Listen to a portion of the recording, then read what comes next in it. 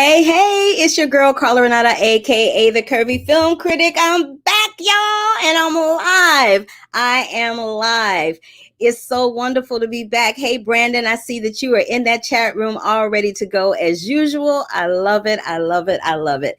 And let me just tell y'all something. I am not going to disappoint. I have a plethora of interviews for y'all to look at today. I'm so excited, so excited. But let me just tell you how my week went first and foremost before we get into all of that.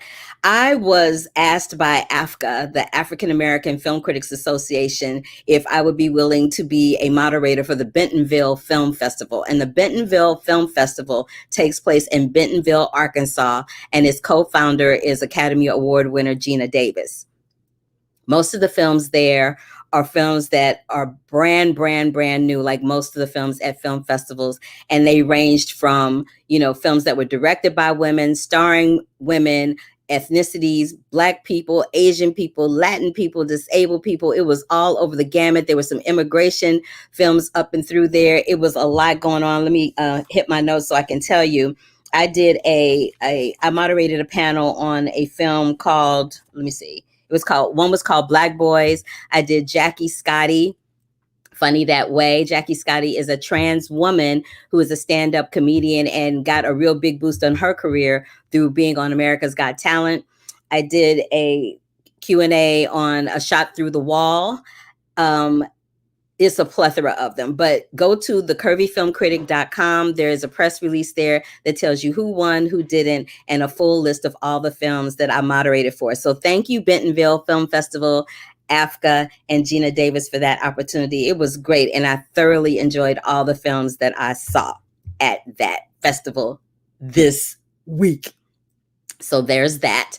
I also had a plethora of interviews that I did for a variety of different people and all that. But if this is your first time joining me, let me just say that I'm Carla Renata, aka the Curvy Film Critic. Please click below to subscribe if you are on YouTube. Join the live broadcast if you are on Twitch. And if you're on Facebook Live, hey y'all on Facebook Live. Good to see you. Happy to see you. Glad you could join me. Let me give a shout out in the chat room to my boys, Brandon Heaton and William Jacquin, who are here. I love it. I love it. Brandon is always giving me the scoop on the animated joints. He said that he heard the Sponge on the Run is going to released in Canada, and he's super jealous that Canada gets to see it. I know, but you'll get it sooner or later, I promise. He says, hey, y'all. And William Jacquin says he may not be able to watch the live all day today, but he's going to stay here as long as he can. I appreciate you for that. And it's going to be 30 minutes in and out, baby. So you'll probably be able to see the whole thing. But let me get into the first interview that I have here. Now, I saw a film called Stage Mother. It's due to be released on August 21st. It's produced by Momentum Pictures, and it centers around this drag queen named Ricky who owns a drag bar. Hey, Michael B. Ricky's got all kinds of problems, honey. She's got all kinds of issues and problems and whatnot. But her mother, when she passes away unexpectedly, her mother comes in to save the day. And it's hilarious. It's one of these films that is a feel-good film. And we're in a moment in life right now where we need something to help us laugh, help move us along in these days, because the days are becoming longer. They're becoming even more uncertain. We got this election coming up. There's a whole bunch of things going on. So I just wanted to, say that Stage Mother is a really nice, good, feel-good film. It's going to drop on August 21st. And I got to speak to 3 of the stars in the film. The first stars that I got to speak to were Miss Jackie Beats, honey. Jackie Beats was giving me everything, and Miss Mya Taylor. Now, if Mya's name sounds familiar to you, that is because Mya Taylor was the star of Tangerine a few years ago, which made a big splash in the indie film world. And it was shot entirely on an iPhone. So I was all about it for that, because I needed to learn how to do that and have done that on numerous occasions, thanks to me watching Tangerine. So I'm going to cue up this interview with Miss Jackie Beats and Miss Mya Taylor, and let y'all watch that one right now. So for both of you, it's been a real challenge, I'm sure, making the pivot. I'd love to know from both of you how you have navigated that during this time. I'll start with Jacki first. So I get into drag at least 2 times a week now. I do a talk show on Instagram Live called Best Friends Day Wednesday, where I entertain some fabulous friend of mine. And then on Sundays, I get in full drag and do my cooking show, Quarantine Cuisine. And it's literally just for tips, but people are being very generous. And it is honestly a selfish thing because I have to do it for my own sanity.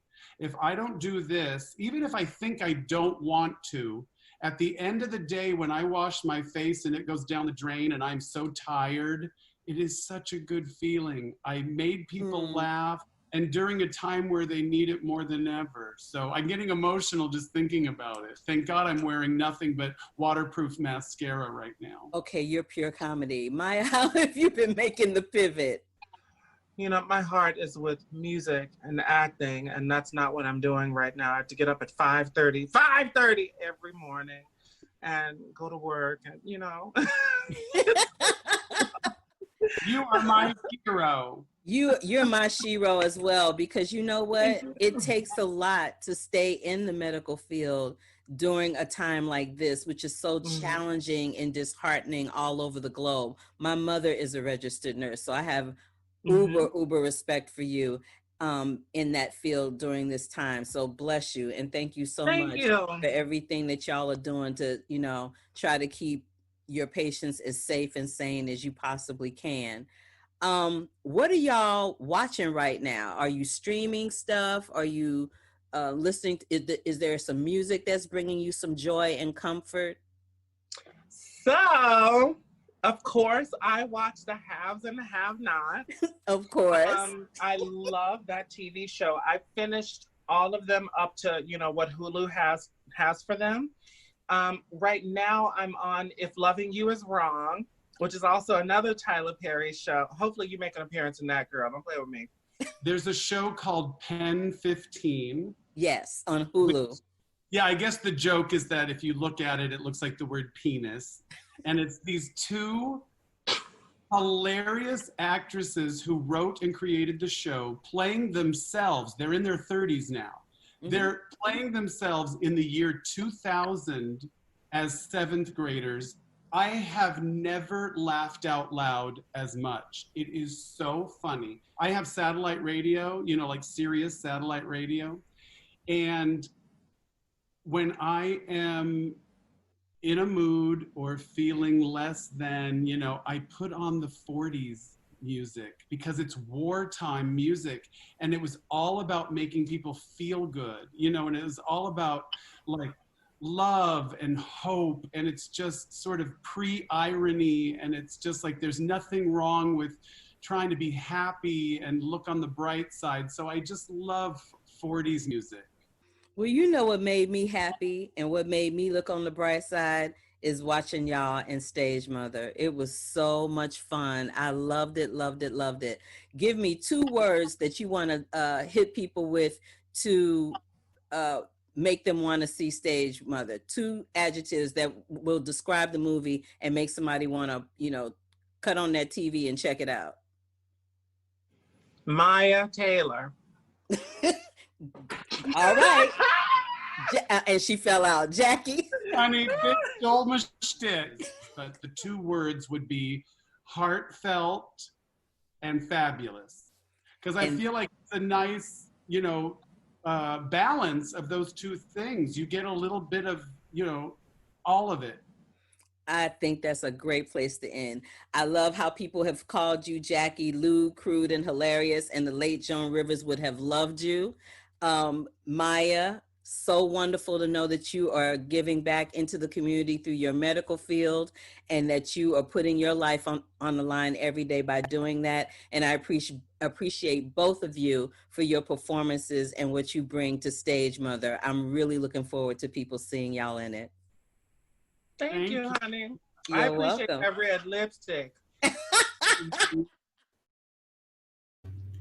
I love how she was like, I appreciate that red lipstick. That made me laugh out loud. Now, let me just give a little information. At one point, Mya's connection dropped out. So I had to cut up what we were talking about earlier. But at the beginning of the interview, she immediately recognized me from a role I played on The Have and the Have-Nots. I had a recurring role on there. It's a show that broadcast on OWN and is directed, written, and created by Tyler Perry. And I played this character named Joanne, and she has shenanigans.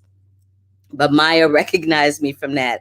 So of course she was like, so I need to see you on If Loving You Was Wrong. So that's what that reference was. And I just wanted to clear that up for anybody that's watching, because it was pure comedy. And I was so excited by it all. So again, you guys, it's a wonderful, wonderful, wonderful film. But we're not done with Stage Mother. I talked to the star of Stage Mother, Miss Jacki Weaver. Now, you're going to see her and you're going to look at her. And for those of you not familiar, you're going to recognize her from the Silver Linings Playbook. And she was nominated for an Oscar for that role. But she plays Ricky's mother in Stage Mother. And she played Miss Maybelline. And Miss Maybelline was a hoot. And so is Miss Jacki Weaver. So let me go ahead and play this interview. So take a look and a listen to the interview with Miss Jacki Weaver, star of Stage Mother.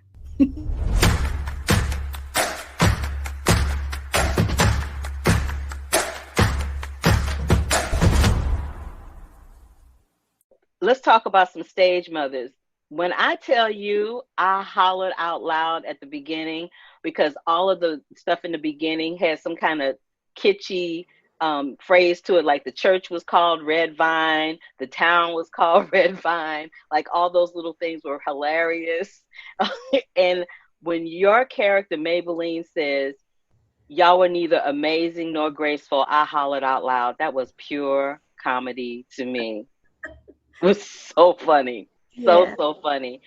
Were you ever in a choir? Did you ever have a choir master like that? That was just blunt, that just told y'all what time it was? Yeah, Miss Cunningham. I was in the church choir home in Sydney, Australia from I was a little girl, like 6. And then at school I was in a really good choir, and Miss Cunningham used to say, flat, flat, 3 of you are flat. So, yeah. Oh no, she went in on y'all. Yeah. She just said flat. She didn't even go sharp. She was like flat, flat. Oh no. That is pure comedy. Now you were working with all these beautiful drag queens. I love drag queens so much. What kind of tips or little kitschy things did you learn in the process of shooting this with them? Well, I gave them a few tips because I've been going to drag all my life almost since I was 15. And I love drag shows. What was it like the very first time you went to that drag show at 15? Were you like, what is going on here? I need to be a part of this. I was overwhelmed with, I thought they were so glamorous and so beautiful. I couldn't believe they were really boys. And I became so fascinated. And since then, I often go to drag shows. I've got friends who are drag queens, and my husband and I, we love to go and see a bit of drag at Hamburger Mary's or. And honey, when you whipped out that gun, I said, well, all righty then. Jacki Weaver is packing a pistol. I'm all about it. Did you have to go through did somebody work with you on how to hold it and how not to, press on the trigger hard and all that kind of stuff? Yeah, they're very strict. Whenever there's firearms on set, they have safety officers, and they're very, very strict. And I'm not a gun person. I was terrified. I've had to use a gun a few times in movies, and I once with a blank grazed someone's face because didn't, but that was like back in the 70s. So I'm terrified of guns. I want to go to the cinema. I want to watch a movie on a huge screen, even if we have to sit 10 seats apart. I love going to the cinema. It's my favorite thing, apart from sex and eating.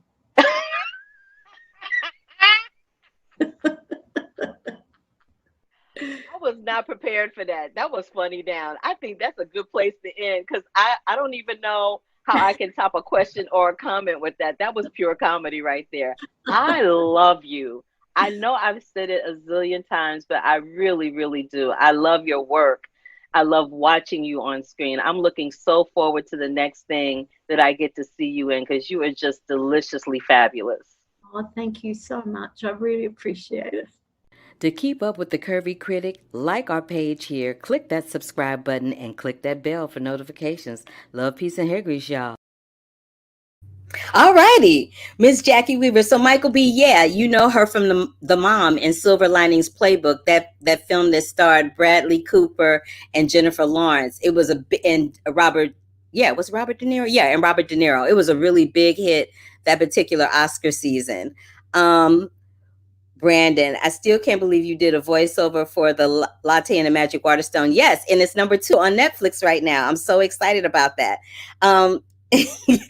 I know I busted out when she said that too. When she said that about sex, I hollered. She was pure comedy. I loved interviewing her. All right, so next up, I had a little chat with Dominique Fishback and Joseph Gordon-Levitt. Now, you guys know Joseph Gordon-Levitt. He's always in a movie, and he was on that NBC sitcom 30 Rock from the Sun, I think is what it was called.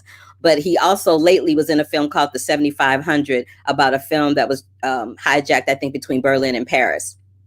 He was in that. He also did a film a little while ago where he played a tightrope walker. There was this guy that walked between the Twin Towers in New York City a little while ago, and he played that person's life on screen. But in this film, Project Power, is directed by Henry Joost and Ariel Schulman, and it is on Netflix. It is streaming right now. It started streaming as of the 14th. And it is a film. It's a crazy film. It's a film about this pill that people can take that gives them superhero powers. Now, depending on who takes the pill, just like, depending on when you get a flu shot, some people get sick when they take it. Some people don't. Some people, when they take this pill, they blow up, never to be seen or heard from again. And some people, when they take it, they turn into the Incredible Hulk. You never know. That's one part of the story. The other part of the story is that Jamie Foxx's character, Art, is looking for his daughter because she seems to be the key to how these pills are made up. She possesses some type of antibody that helps them to procreate and recreate this pill. And Dominque Fishback plays a dealer, a drug dealer who's dealing and selling these pills for, big bucks. Joseph Gordon-Levitt is playing Frank, a cop who is buying the pills from Robin, Dominique's character. But the thing about this film is that it's crazy and it's sci-fi, and people that love comic book hero types of films are going to love this because it's just bananas. The CG in it is bananas. But the thing that is the strongest thing about this film is the relationship and the scenes between Joseph Gordon-Levitt, Dominque Fishback, and Jamie Foxx. They are doing their thing. We're seeing Jamie Foxx be an action figure. He lives in that lane. And I love watching him be an action dude on screen, because we don't get to see our brothers doing that very often, kicking butt and taking names and living till the end of the movie. I was all about that. Dominique Fishback is spinning some rhymes. There's a scene with her and Jamie Foxx that is crazy good. And when you see Project Power, you'll know exactly what I mean. Joseph Gordon-Levitt is another one. We don't ever get to see him play this type of role. We see him, play other people's lives, or we see him, do all these other things. But this is a lane that I've never seen him do on film, and I was there for all of it. He was hella good and hella fun to interview. Him and Dominique were just the best. Oh, and look out, you guys. Dominique is also starring in the Black Panther film called Judas and the Black Messiah. So be on the lookout for that. But in the meantime, check out this interview that I have with Joseph Gordon-Levitt and Dominique Fishback from Project Power. What is up, fam? How y'all doing today? Good. How's it going? Well. So let me just say, I loved you guys in Project Power. I'm a huge fan of yours, Joseph. I've been watching you for years and really enjoy your work. And Dominique, Miss Thing, you are making a splash in ways that I couldn't even imagine that is happening for you right now. So let me just get right on into it. We got something in common, Dominique, you and I. We both 5'2". So hey. boom, we got that in common. And I want to, yes, the shorter the mightier, honey. But I want to talk about your collaboration with Hit Record and Netflix and how that ties in with Project Power. Oh, thanks for bringing it up. Yeah, so Hit Record is a play on Hit Record, right? It's sort of it's a place for people to collaborate on all kinds of creative projects. Like there's music or there's film, art, writing, and this is something I've been doing for years. And when this movie was coming out, Netflix asked me, it was like, hey, could we do something with Hit Record to promote the movie? And I was like, first of all, thank you, Netflix. That's really cool that you know about my, my passion, my community, Hit Record. Right. But second of all, if we're going to do this, we should do it together with Dom, because her character is really like the heart and the soul and really and the musicality of this movie. And I don't know, you want to talk about it, Dom? Yeah, so Joe invited me, and we invited the people all over the world to bring whatever creative contributions they have to the theme of power, and then we would put it together as a song and also make a music video. I love. Okay, so I'm gonna call you Dom from now on. Can I call you Dom? Yeah. Please. I love that you guys did that, because it is the perfect tie-in for this movie, the exact perfect tie-in for this movie. Speaking of which, in you guys' career and in your life, what and who gives you power to thrive and survive? Wow. That's a good question. The first thing that came to my head was, actually it was like my mom, my sister, like that's how it went, my mom, my sister. But then it came down to like Brooklyn, East New York. I'm from East New York. And if I'm talking about East New York, Brooklyn, then I'm talking about my mom and I'm talking about my sister. I'm talking about all the people that I love. My grandmother was born in Brooklyn. Like my father, everybody's like born in Brooklyn. So yeah, Brooklyn gave me, I had hard lessons to learn growing up where I grew up and going to high school in Brownsville, but it really made me the person I am. It made me the artist I am, made me the writer I am. And so for that, I will always be grateful. Oh, that is so beautiful. Thank you for sharing that, Dom. What about you, Joseph? For sure, I draw power from my family and from people close to me. But I would actually answer this question saying that I drew a lot of power and inspiration from Dom when we were making this movie, because she was so dedicated and so honest in her work. And it can, like, I'll be honest, it could be easy to get jaded and be like, we're making an action movie, whatever. But it was so distant from her approach. She didn't care there was an action movie. She was like, I'm going to be real in this character. And I was like, that's right. That's me too, and it was really inspiring. I love that. And what I really loved is the fact that we're doing this play with this pill, giving you all this power. You pop it and it don't work out for everybody who takes it, And then we doing this play on words with that that freestyle rap with the one word. Oh, what? That's my, was that written or was that like freelance? Like, tell me about it real quick. It was written by Chaka, the rap artist Chaka. She wrote all of Robin's raps in the movie. I'm a spoken word poet. And so originally I thought I was going to have to go in and tweak some things, but luckily she swooped in and she just did an amazing job. Yeah, she did. Hit me with something that comes to your mind when you say Curvy, and that's gonna be it for me after you do that. Chocolate. Yes, come on, Joseph, hit me with a word. Curvy, we're getting all swervy because I'm distracted on the road. Oh, all right. Okay, Joseph Gordon-Levitt, you got skills. I like that. Thank you guys so much. This was so much fun. I enjoy Project Power. I can't wait for other people to see it. And good luck with you, Dominique, with Judas and the Black Messiah. Good luck with you, Jordan, Joseph Gordon-Levitt, with whatever you're doing, because I love you, I adore you, and I support both of you wholeheartedly. See you next time. Thanks so much. See you later. Bye. I was so thrown off at him doing that rhyme that I was a little verklempt. I was a little verklempt about the curvy and the swervy. So I was like, I don't know what's happening right now. I'm not even gonna lie. I was like, what's happening? But it was so much fun. Again, you guys, Project Power is streaming on Netflix right Now, if this is your first time joining us at the Curvy Critic with Carla Renata, I stream every Sunday at 5 o'clock on YouTube, Facebook Live, and Twitch. Give me a big old thumbs up to let me know you were here, and please subscribe so that you can get notifications about when I go live, when I stream interviews, and I might have a little surprise for you here and there in between. So, make sure you subscribe and get those notifications for that. Now, let me get to my last interview. Oh, William Jacqueline says curvy equals Carla. My friend said curvy the other day, and I immediately thought of you. Good. I'm glad you immediately thought of me. That is the point, my brother. So let me get into this next interview. Now, Disney Plus has a film that's coming out called The One and Only Ivan. It stars a plethora of different people playing animal or voicing animals, because it's a live action type of film. It's not an animated film, and it's based on a true story about this chimp named Ivan. But I'm going to give you a sneak peek because of embargo rules. I can't play the full interview here, but you can see the full interview right here on my YouTube channel tomorrow at 6 a.m. But in the meantime, y'all got to check out this little bit of snippet that I got with my girl, Chaka Khan.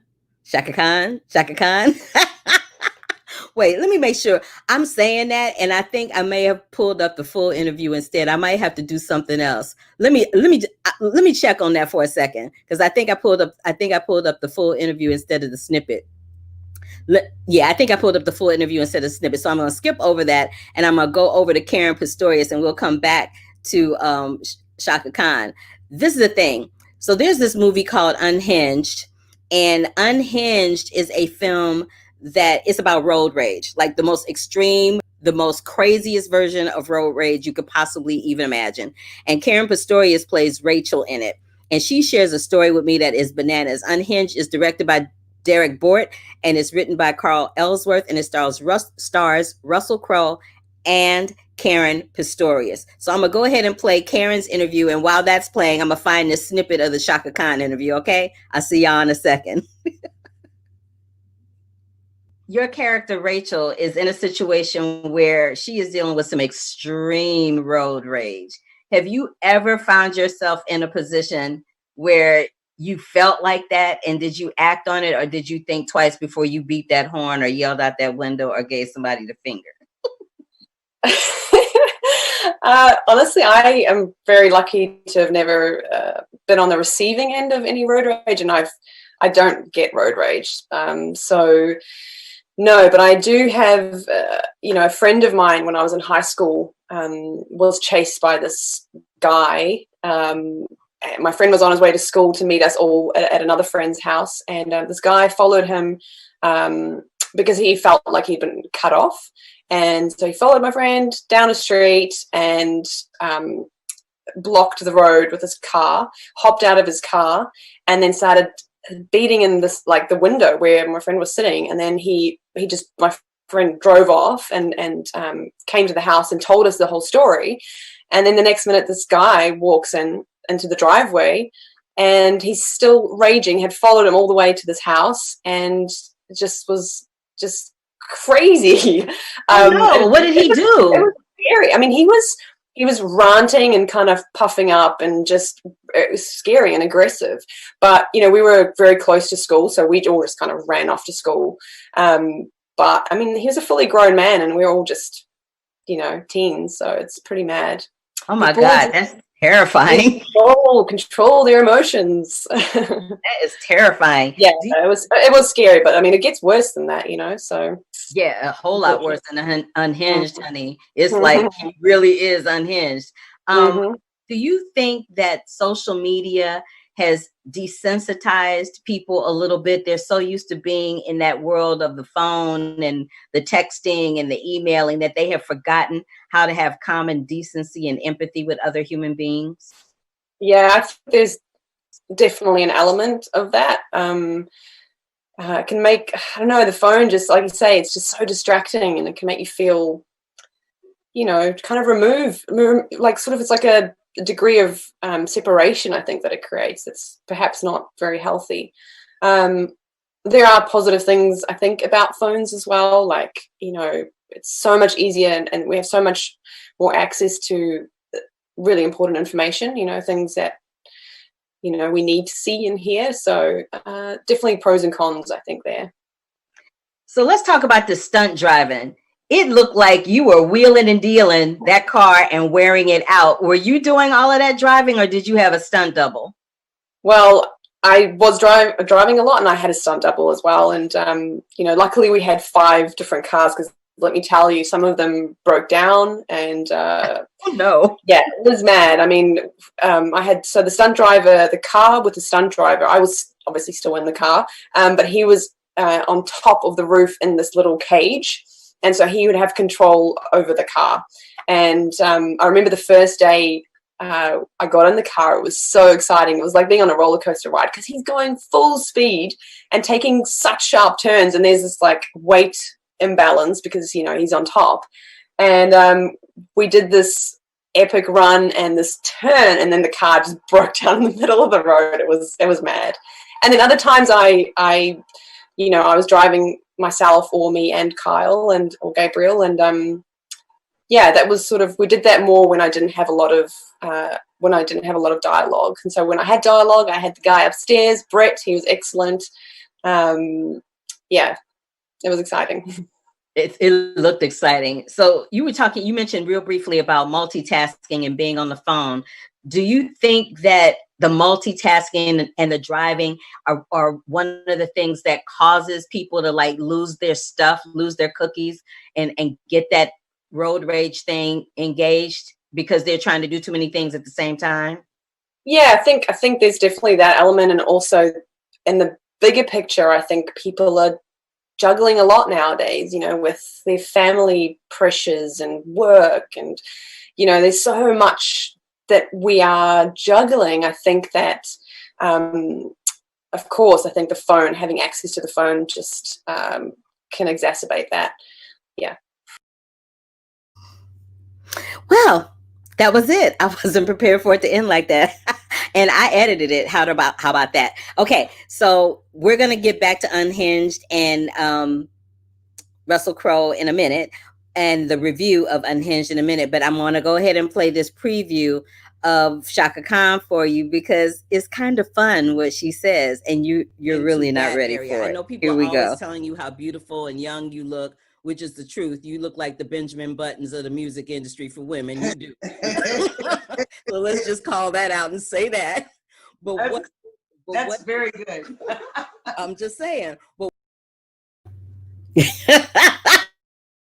that's the sneak peek. So you guys have a lot to look forward to. So much to look forward to. All right. So we're going to end this out, and then I'll come back and say goodbye after this interview. But let me just talk about Unhinged for a minute. Like I said, it is the most extreme case of road rage you have ever seen in your entire life. You see Russell Crowe look almost unrecognizable. And this is the thing. I've seen him do this type of character before. He was in a film a long time ago with Denzel Washington called Virtuosity. You should check it out, because Russell Crowe is cuckoo for Cocoa Puffs in that movie. And he's even worse in this movie. I mean, worse in terms of being cuckoo for Cocoa Puffs, not in terms of his performance, because his performance is bananas. And in the interview, we talk about something that happens in the first 10 minutes of the film that I was like, did that really happen? I don't even know how that happened. I want to give a big kudos to the DP for the shots, because most of it was on the road.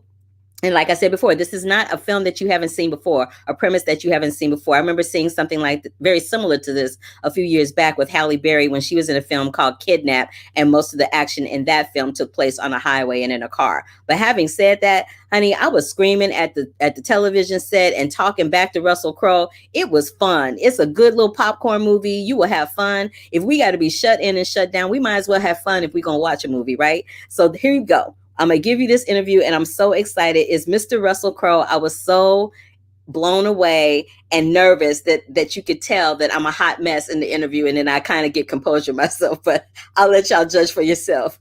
This is Joseph. This is Russell Crowe and myself talking about his role in Unhinged. Where is it? Hi, Russell. How are you today? Pretty good. Good. Listen, I have to address this right off the bat. That scene in the first 5 minutes of the film where you were holding that match, did you flinch? How many times did y'all take? How many times did it take to film that? Because I was sitting there going, they couldn't have possibly done that in one take. Yeah, it was. I was actually quite surprised because we talked about, the moment that I might lean forward and blow it out, Right. It was one of those funny things because it's an old-fashioned match and actually trying to get it to strike. Because remember, it's raining outside too, so I'm going into the car and out of the car, so I'm all wet. So it wasn't like an exact science with that strikeable match, So that happened a few times, but then that just one time, and it burnt all the way down to my fingers, and it only just started to hurt, and then it just went out by itself. So it was like, oh, okay, cool. But at least we got it, Because, man, that look on your face, I'm like, oh, he's good. He's good. Because I would have been flinching. I would have been looking over to the side going, y'all got that? Y'all got that? I was like, yes, Russell Crowe, you did that. And I'm just going to fangirl out for a minute. I'm a huge fan of yours. So if I'm a little tongue-tied and a little nervous, that would be why. You have been playing in the last couple of big films that I saw. You did the dad in Boy Erased, and now you're playing this disgruntled dad in this film. These types of characters for you, are they easy? Are they hard to come by? Is it like a new kind of water for you to tread in, and are you loving it? Well, the father in Boy Erased, that's he's a real man, and he's the pastor of his community. And, I always said to people that even though I might differ in myself of what his beliefs are, I went and met him, and he was a good man, and he was a righteous man, and full of love, and but there was a fundamental thing where he couldn't accept a decision that his son had made, and that's a very complicated guy, and he may be the bad guy of that piece, but some people that you play, circumstances put them in a situation rather than necessarily they are bad at the core, recently I played Roger Ailes in the TV series The Loudest Voice, and a lot of people describe him as a monster, and certainly if you Google him and read about his demise, that's how you would view him. He had abused his power. He had put a lot of people in a situation which was, very, intense for them, and he'd done it for his own quote unquote enjoyment, but at the same time, here's a man who's achieving great things. He's creating a business that is pumping out $2 billion in cash every year. He's seen by others as, extremely loyal, charming, a mentor, an inspiration. So you've somehow got to capture all of that stuff and yet still be that person who makes those decisions to abuse people as well, This guy is very different. This thing is a matter of taking away your own humanity, because that's what we're dealing with. We're dealing with somebody who's drained of their humanity. And you mentioned that he may or may not be a father before, but we don't really know. We don't get that information. There's no point in this movie where we stop and expositionally try to justify what this guy's doing, because there is no justification, And to me, the journey for me was initially seeing it as just a genre film, and then seeing it in the wider perspective of Western society as we are right now, and realizing how directly this film was commenting on a certain type of energy that is being created, where time and time again, we see guys make the decision to be drained of humanity and commit ultra violence on people that they don't know for no reason. The mass shootings that keep popping up, and a lot of other things that are indicating that we've got so much work to do in terms of keeping communication going and understanding that, there's elements of society that are feeling like they're dropping off a cliff, and that's why I felt it was important to do. Thank you so very much for answering those questions for me. I really appreciate it. And I was screaming at the screen. I was like, oh, Lord, the first 5 minutes wore me out. But thank you so much for taking time to talk to me, Russell. I really appreciate it. All my best to you. Stay safe. You too. I really loved that interview. I love the fact that he is probably one of my favorites up to this date, because he was so thoughtful and considerate in his answers, and he seemed like he was having a good time. And I always like for people to have a good time when they're talking to me. So again, you guys, this is called Unhinged. It's produced by Solstice Studios. It is directed by Derek Bort and Carl Ellsworth. It drops on August 21st. So does the one and only Ivan. So does Stage Mother. And Project Power is already streaming on Netflix right now. I want to thank all of the studios, Netflix, Solstice, Momentum Studios.